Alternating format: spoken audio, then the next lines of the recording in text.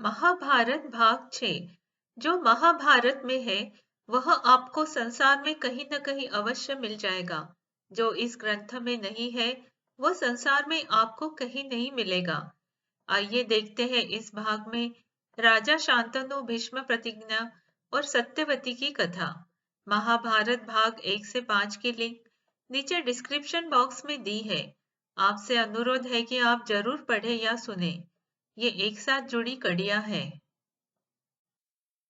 महाभारत भाग 5 से अब आगे। देवव्रत के उत्तराधिकारी घोषित किए जाने के पश्चात उसने राजधर्म का पालन बहुत अच्छे से किया। हस्तिनापुर की प्रजा बहुत खुश और सुखी थी। ऐसे ही 4 साल बीत गए।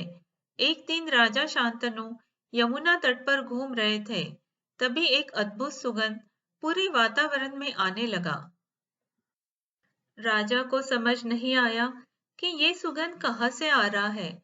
उस सुगंध की दिशा में राजा जाने लगा। एक जगह राजा ने देखा कि अत्यंत सुंदर लड़की यमुना में नाव चला रही है। वो सुगंध उसी से आ रहा था। गंगा से बिछड़ने के बाद ये पहली युवती थी जिसे देखकर राजा शांतनु का मन प्रसन्नता से भर उठा।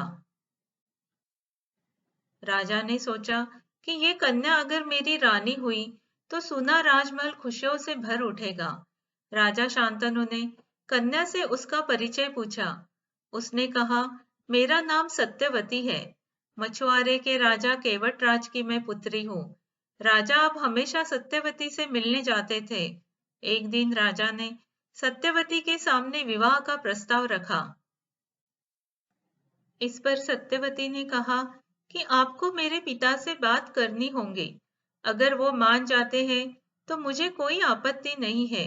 राजा सत्यवती के पिता केवटराज से मिलता है और उनके पुत्री का हाथ मांगता है। केवटराज बहुत होशियार था। उसने देखा कि राजा उसकी पुत्री के प्रेम में डूबा है तो उसे लगा कि राजा से सौदा कर सकते हैं। उसने कहा कि राजन, मुझे इस विवाह से कोई आपत्ति नहीं, यदि आप मुझे एक वचन दें। वचन के अनुसार आपके पश्चात राज सिंहासन का उत्तराधिकारी मेरी पुत्री की संतान ही रहेगी। शांतनु कहते हैं, ये कैसे संभव है? मैं गंगा पुत्र देवव्रत को युवराज घोषित कर चुका हूँ। वह एक उत्तम शासक है। मैं उसके साथ अन्याय नहीं कर सकता। एक का अधिकार छीनकर दूसरे को कैसे दे सकता हो?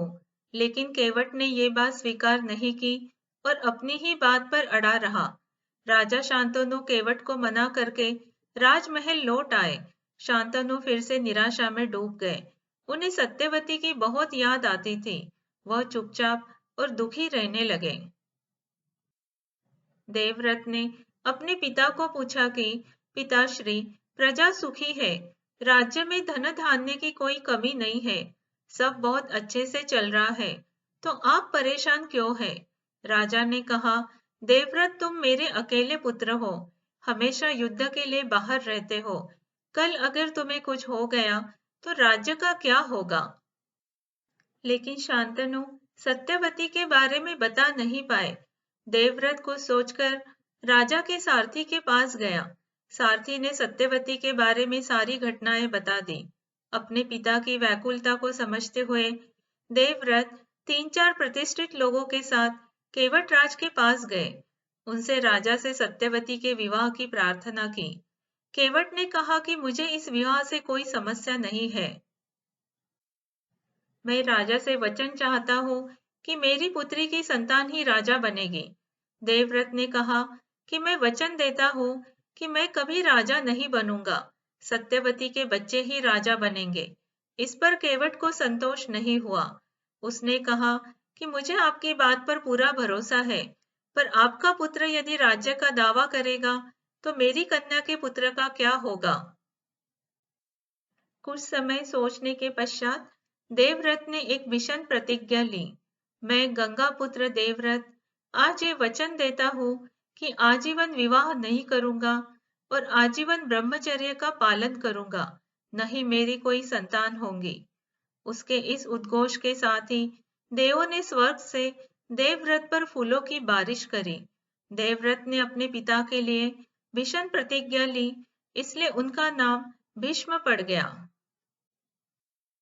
केवटराज भीष्म की भीषण प्रतिज्ञा सुनकर संतुष्ट हो गए और विवाह के लिए मान गए। देवव्रत सत्यवती को लेकर हस्तिनापुर आ गए।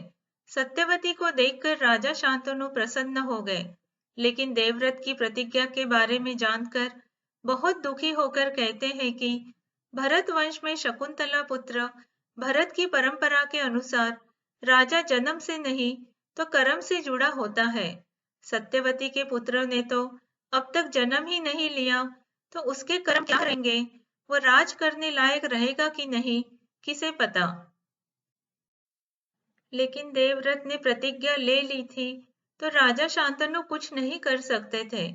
राजा ने सत्यवती से विवाह कर लिया।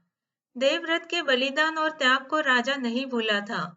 उसने भीष्म को इच्छा मरण का वरदान दिया कि जब तक वो न चाहे, यमराज भी उसके प्राण हरण नहीं कर सकते। उसकी इच्छा से ही उसका मृत्यु होगा। आगे के महाभारत भाग 7 में देखते हैं कि सत्यवती और उसके दोनों पुत्रों के बारे में। धन्यवाद।